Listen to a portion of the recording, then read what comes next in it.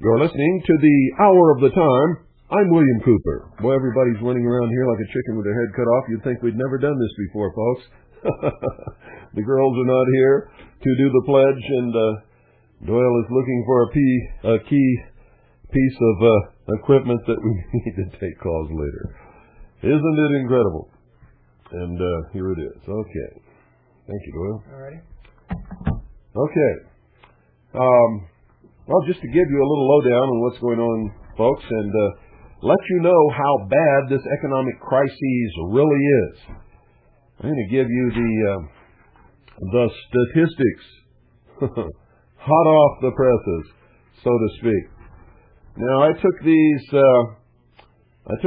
off the stock exchange before it closed, so they could be up or down a little bit, but believe me, folks, this is right on the money. Even if they close a little higher or lower than what we have here today, the percentages are still going to work out right on the money. All around the world, the economy of all the different countries, I don't care which countries they are in deep trouble. Many exchanges have crashed. Many economies are no longer existent, like in Russia. In Japan, the banks are no longer solvent. The government is trying to bail them out. And in this country, a huge,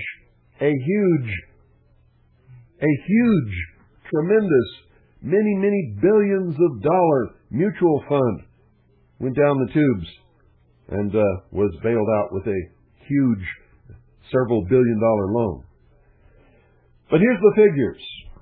So when you hear these figures, you go figure.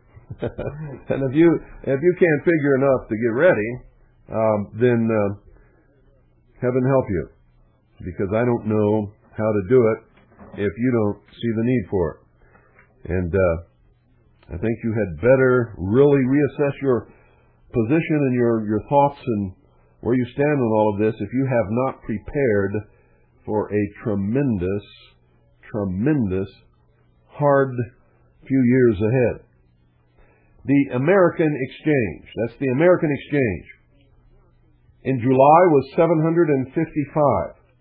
Today was 560 when I took it off the exchange.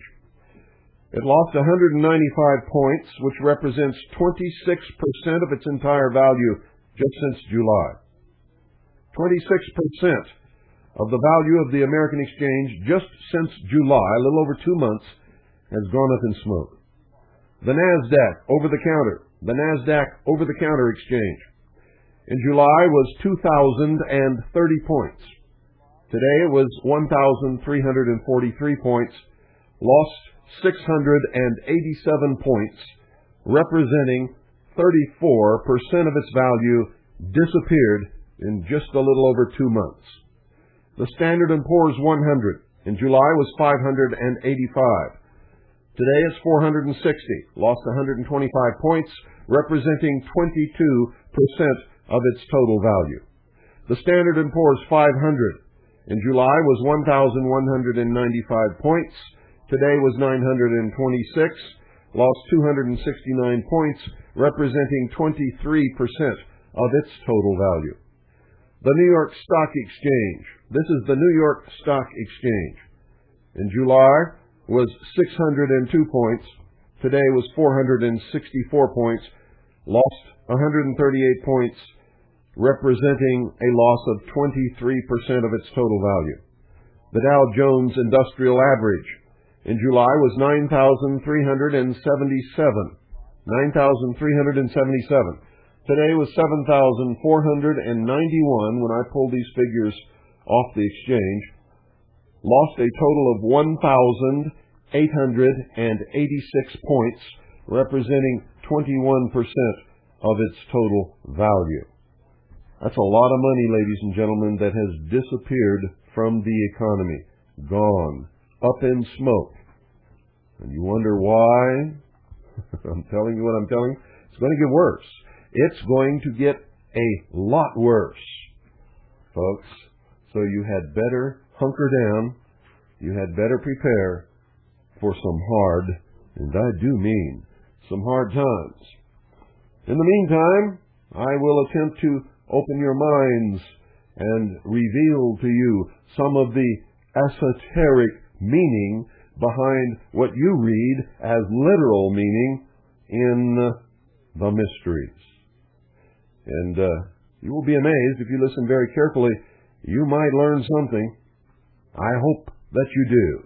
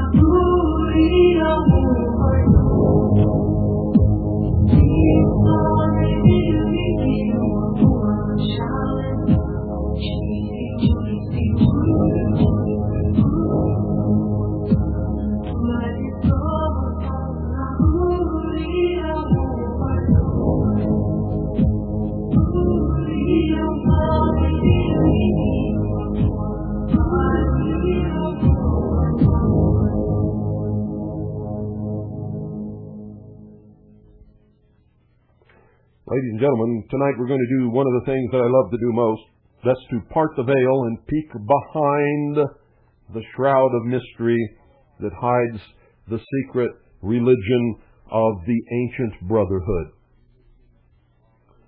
That which people like Malleus Maleficarum believe in. Albert Pike, Alfred Boyd Kuhn, Manly P. Hall, George Bush, William Jefferson Clinton. And you will begin, I guarantee you, if you listen carefully, and if you can think, you will begin to see the light. You see, they believe that the Western world has too long and fatuously labored under the delusion that a pious and devout disposition fulfills the whole requirement of true religion. Not so, they say. Ancient sagacity knew that piety without intelligence or religion without philosophy was insufficient and even dangerous. It knew that general good intent was not safe from aberrancy, folly, and fanaticism unless it was directed by the highest powers and resources of the mind. And remember always that this is what they believe does not make it true. And the mind itself, they say, had to be fortified with specific knowledge of the nature of the cosmos and of man and the relation between the two. Following the dictum of the sage Hermes Trismegistus that the vice of a soul is ignorance, the virtue of a soul is knowledge, the scriptures of old inculcated the precept that with all man's getting, he must first get wisdom and understanding. These were related to his well-being as health to his navel and marrow to his bones, and would alone give him a crown of eternal life. These things were pronounced more precious than all the things that he could desire. The Council of Illuminati therefore laid down their systems of cosmology and anthropology, which have become, by immemorial tradition, the Bibles of humanity, universally reverenced, and in them were given the ordinances of life, the constitution of the cosmos, the laws governing both nature and mind, and they still constitute the Magna Carta of all human action guided by intelligence, for they were the first institutes embodying the principia and fundamenta of all moral behavior, the only true chart and compass to guide human effort in a line of harmony with an overshadowing divine plan of evolution for the cosmos. The corruption and final loss of the basic meaning of these scriptures has been, in the whole of time, they believe, the greatest tragedy in human history. Like Shakespeare's tide, which taken at the flood leads on to fortune, but omitted casts all the rest of life in shoals and quicksands, the wreckage of the esoteric gnosis in the centuries following Plato's day, culminating in the debacle of all philosophical religion about the 3rd century of Christianity's development and ushering in 16 centuries of the Dark Ages, has thrown all religion out of basic relation to true understanding and caused it to breed an endless train of evils, fanaticisms, bigotries, idiosyncrasies, superstitions, wars, and persecutions that more than anything else blacken the record of man's historic struggle toward the light.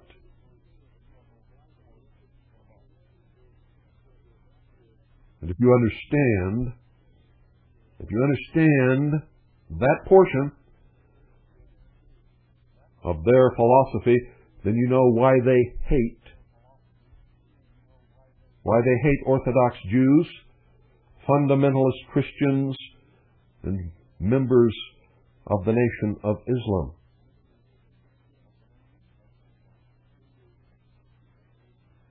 They believe that the most frightful of all historical barbarities owes its incidence directly to the decay of ancient philosophical knowledge and the loss of vision and virtue that would have attended its perpetuation. So what then must be the importance of all of this information that they say restores to the scriptures of ancient wisdom the lost light of their true original meaning? In a very real to them, and direct way, the salvation of culture and a free spirit in the world is contingent upon this restoration of the ancient intelligence to modernity. And thus you see the springing up of the old pagan religions in the New Age movement and in other organizations and movements throughout the world. You see, they believe that for man at this age, he's had new and mighty powers of nature suddenly placed in his hands, but yet he lacks the spiritual poise and sagacity to use them without calamity, the message in the movie 2001. Most strangely, the control of the lower physical, natural, or brute forces by the mind, or reason, was the one central situation primarily and fundamentally dealt with in the sage tomes of antiquity. And to effect that control in a perfect balance and harmony, and to train the reasoning intellect in the divine art of it, was the aim and end of the arcane philosophy, which I have revealed to you as the mysteries. Ideology in the Western world has endlessly vacillated back and forth between the cult of the inner spirit and engrossment in objective materialism, while ancient philosophy taught that the true path of evolutionary growth, if you believe in such a thing, was to be trodden by an effort that united the forces of the spirit with those of the world, the lower disciplined by the higher. The whole gist of the esoteric, or hidden, or secret doctrine was the study and mystery of the powers engaged in working out the evolutionary advance so that the aspirant, or initiate, might be able to align his cultural effort in consonance with the requirements of the problem and the end to be achieved. Without this guiding data and this evolutionary perspective, modern man, they believe, is totally at a loss how to focus his endeavor and is unable to point his direction in line with anything more fixed and basic than his next immediate objective of apparent desirability. In other words, they aspire to social engineering. He has neither a knowledge of his origin, a chart of his path, an inventory of his capacities, or a vision of his goal. Hence he travels the long road, still a benighted wanderer without compass.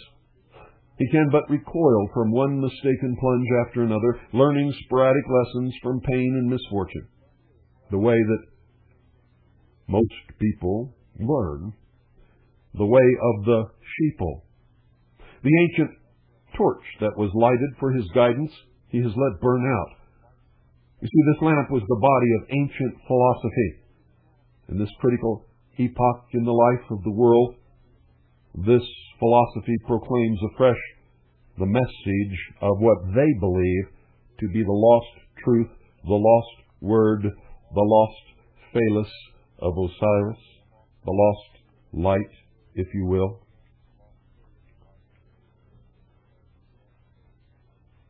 They believe that there were three ancient and long discredited sciences that have had a surprising renaissance in popular fancy and scientific interest. One that I have struggled to teach you for many years is symbolism. The other two are alchemy and astrology, which are absolutely worthless and useless to any and all of you without a knowledge and a deep, abiding knowledge of the first, symbolism. You see, you read the alchemical works as if they were literal truths, but they are esoteric tomes bearing a hidden message. And astrology is the great metaphor of the hidden religion of the mysteries. And they never used it to foretell the future. That was for the profane, the uninitiated, the ignorant, who believed that a great happening in the sky would foretell some great happening on earth. Astrology has particularly come into a general vogue, but ladies and gentlemen, on a basis which still inclines conservative positivism in science and scholarship to regard it as allied closely with popular superstition. In its predictive or fortune-telling aspect, it is generally looked at askance, because that has absolutely nothing to do with it. It is, in fact, a hoax, a con job. The ages-old machinations of what we used to call mediums today are more likely called psychics or channelers, but nevertheless, hoaxes they are, and con men and con women who happily take your money, listen to you talk a little bit, and then from that read your present and your future. Anyone who understands human nature can do those things. But you see, there is another side on which it has pertinence and value that has not been recognized in the modern revival, and on which perhaps the mysteries believe is its most legitimate claim to consideration, and this is its function as symbolic theology, as I've been telling you for years.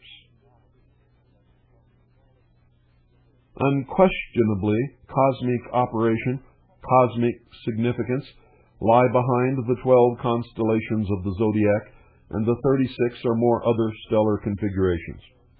The planisphere, or chart of the heavens, was doubtless the first of all Bibles, pictorially edited, since man could not write and had no printing presses, and since over a period of time oral history tended to be changed or forgotten.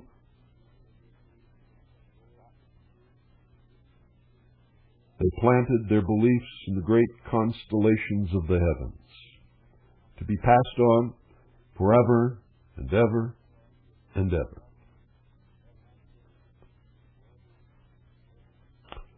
Not quite simply and directly, but intrinsically, all Bibles are amplifications and elaborations of the original volume of ideography, first written on the open face of the sky, charted in the zodiac and heavenly maps, and later transferred to earth and written in scrolls and parchments.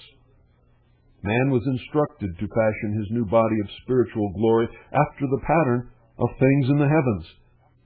The heavenly, or zodiacal man, and a graph of the structure and history of this celestial personage was sketched by the enlightened sages in the configurated star clusters. You see, zodiac comes from the Greek word zodion, a small living image, signifying that it is a graph of the microcosmic life of man, which is cast in the form of the macrocosmic life of the universe, or of God. In the New Age movement, it is known as above, so below. You've all heard it. Man's own small body is a replica of this body of God, made in its image and likeness, according to the beliefs of the esotericism of the secret religion. The vast frame of cosmic man was outlined in the scroll of the heavens, the solar systems and galaxies being living cell clusters in his immense organism, and thus pantheism was born, as they believed that everything was linked and had an effect upon everything else. Thus, squishing an ant as one walked down the road could, they believed, have some effect upon some far distant future. A deal of this adumbrative symbology, elucidating theological doctrinism, is set forth in the body of the works of people like Manly P. Hall, Alfred Boyd Kuhn, Albert Pike, and many others. But there is a group of its data that strikes so deeply into the heart of general theology that it is given at the outset for the sake of its overwhelming impressiveness to most, if not all, initiates of the Brotherhood. You see, they believe that it proves to be so conclusive an evidence that biblical theology rests more solidly than has ever been believed on zodiacal backgrounds, that its presentation must be admittedly a matter of great moment. It traces the unsuspected significance of 2 of the 12 signs, Virgo and Pisces, in the very heart of the New Testament narrative. So let the listener picture before him the ordinary zodiac with the house of Virgo at the western equinox point and that of Pisces directly opposite on the eastern side. The simple fact that they stand 6 months apart will presently be seen to assume great importance in gospel determination if you understand and believe the esoteric message that those of the Brotherhood believe is encoded and written below the literal interpretation of the Bible. This exposition must begin with a puzzling and hitherto unexplained item of ancient religious myth, that the Christs, that's plural, Christs, the sun gods, the messiahs, all were depicted as having 2 mothers. Now how, one asks, could there possibly be rational significance in this? It has been put aside as just some more of the mythical rubbish and nonsense of early paganism. but the profundity of pagan intelligence, hiding sublime cosmic truth, or a hidden story under glyph and symbol, has not been dreamed of by most of you. And I'm telling you, you had better not only dream of it, but seek it out and study it. The depiction should not have created incredulity, seeing that the gospel Jesus himself, the dramatic figure of the divine principle in man, announced it categorically in declaring to Nicodemus that, quote, "Ye must be born again," end quote.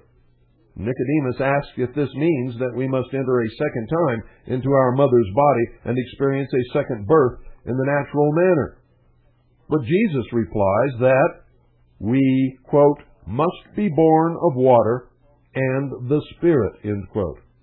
Attention must be directed to the fact that the Latin word spiritus, translated spirit in many passages of the Bible, means as well air or breath. One of the great keys to Bible meaning is the series of the four elements of ancient mythicism, which are earth, water, air, and fire. And if you've read anything ever of the alchemists, you are acquainted with those four elements.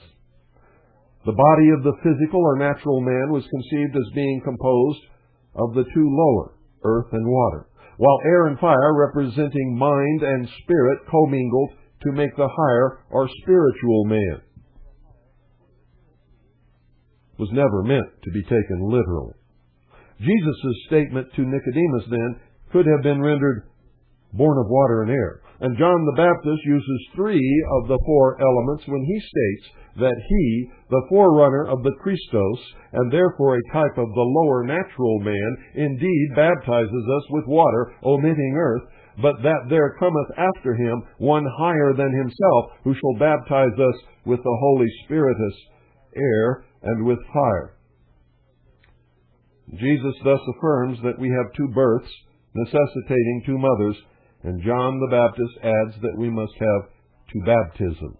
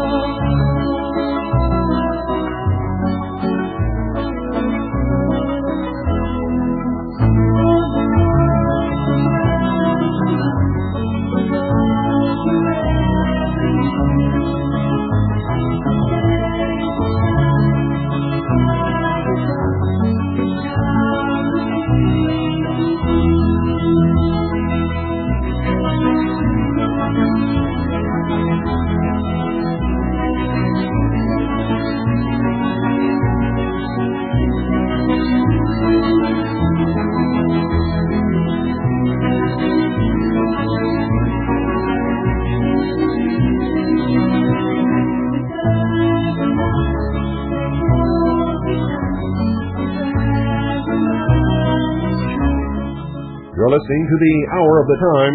I'm William Cooper, and tonight, you're in school.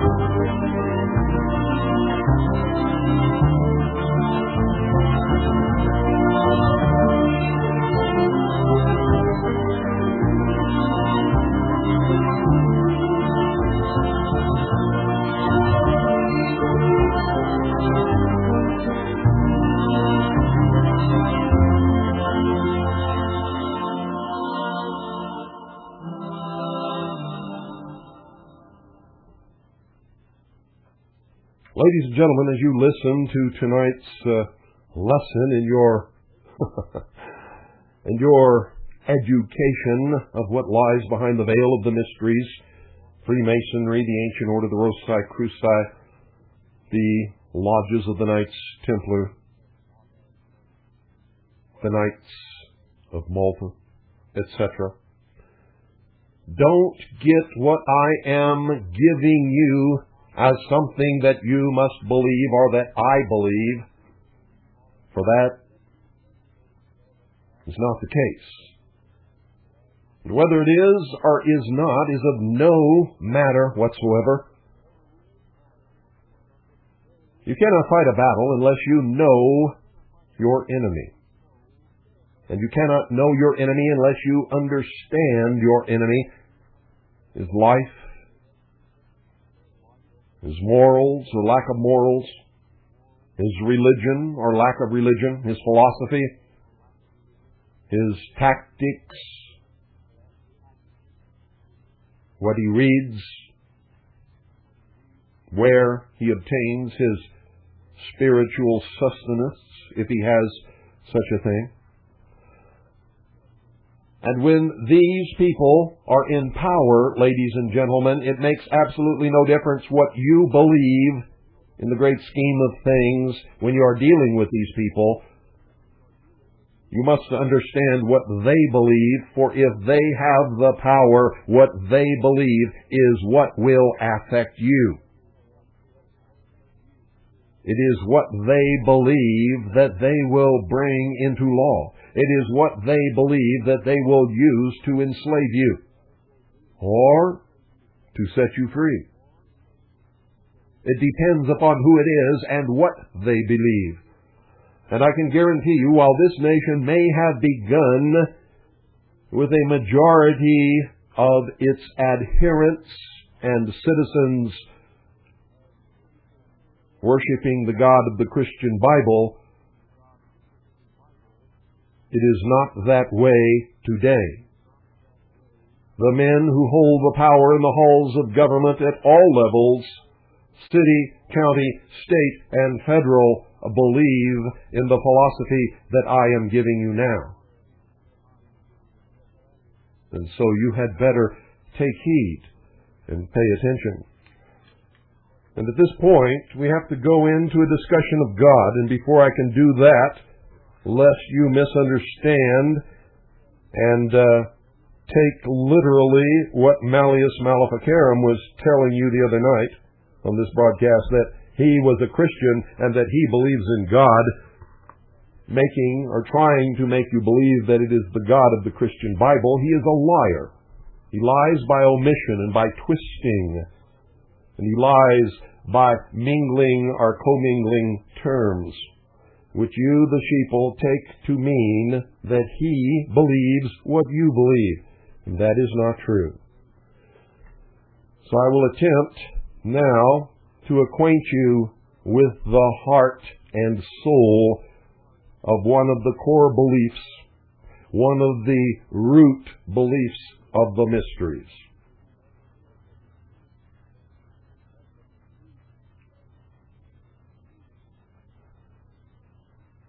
They believe in two fires, the supernal and the infernal.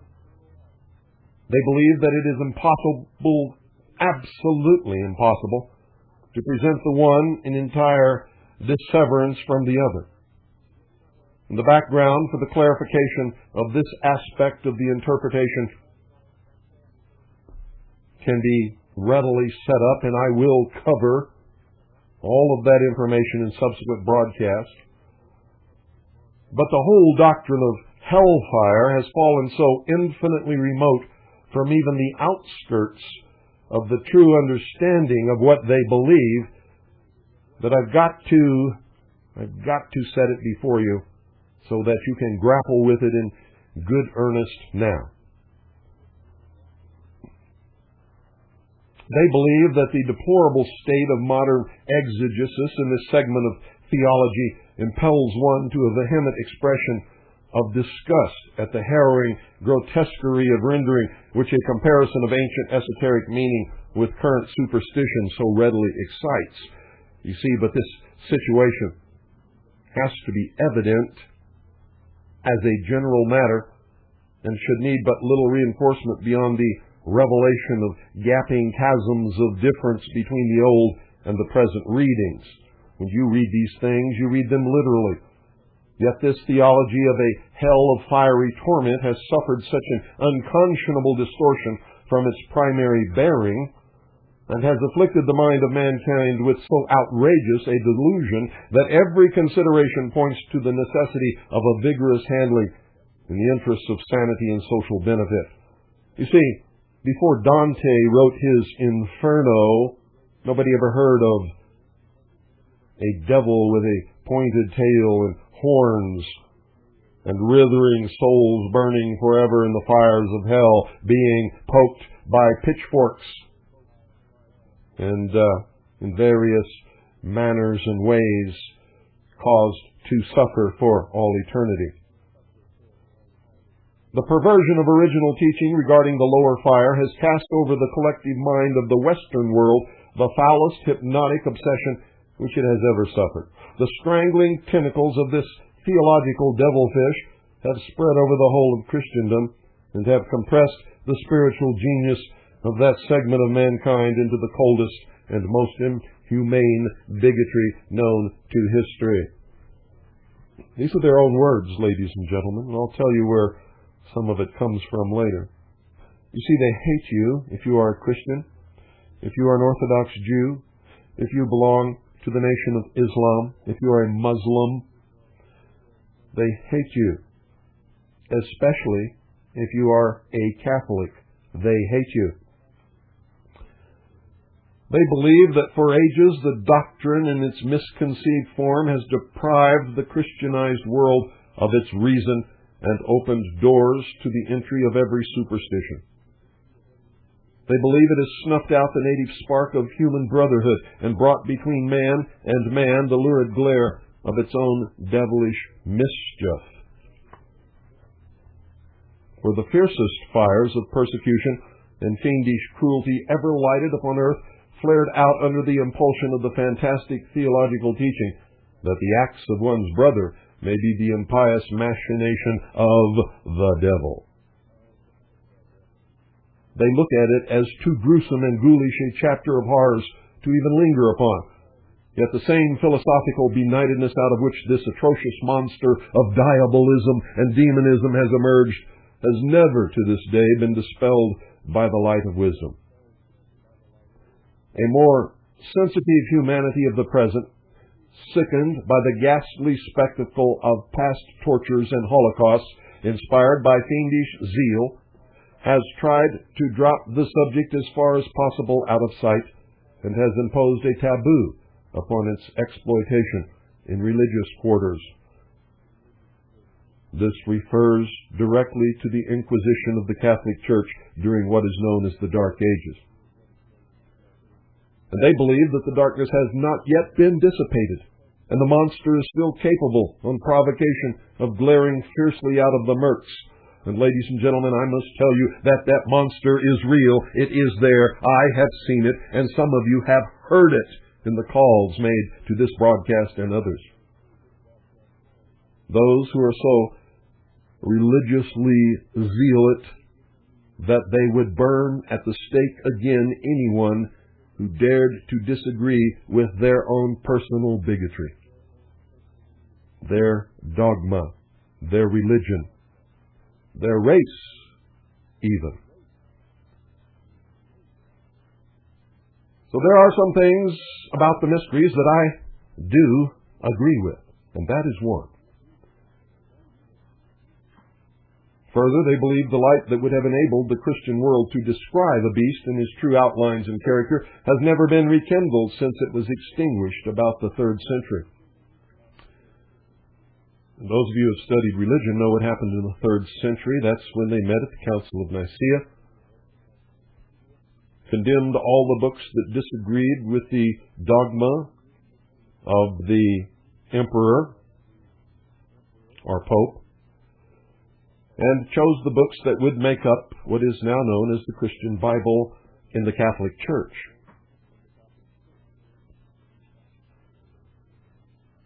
They believe that had that light been available, it would have revealed that the fiery dragon of the pit, and listen to this carefully, folks, because this is one of the key elements of the beliefs hidden behind the veil of the mysteries. It is what Malleus Maleficarum alluded to when he called in on this broadcast that Monday night, when he said that he believed in God and that he was a Christian. This is what he believes. This is the truth of it. You see, but he was speaking in a metaphor even then. He believes that had that light been available, it would have revealed that the fiery dragon of the pit was none other than God himself. His face begrimed with smoke, his features distorted by the grimaces of the beast through whose eyes he looked out upon this strange world, and his countenance luridly alight with the smudgy flare of the earthy furnace. Many of you have read Paradise Lost. Well, Milton's lakes of seething fire in Paradise Lost are a travesty of truth, unless, as the mysteries believe, it is taken purely as the symbology they are. You see, they believe, Malleus Maleficarum believes, Albert Pike believes, Manly P. Hall believes, Alfred Boyd Kuhn believes, George Bush believes, all of these people believe, William Jefferson Clinton believes, Newt Gingrich believes, Bob Dole believes. They believe Satan is the God himself on earth. They believe Satan is God on earth. They believe that it's incontestable. They believe that it is proven by the very name. The descending God was the light bringer, Lucifer, the bright and morning star, which is precisely the character assumed by the Jesus of the biblical revelation. Therefore, they believe Jesus was Satan himself, God on earth. They believe the Christian devil, the hated serpent of evil, Satan, is Lucifer, the God of light on earth, the bright and morning star, Jesus, Prometheus, the benefactor of mankind, God himself. That's what they believe.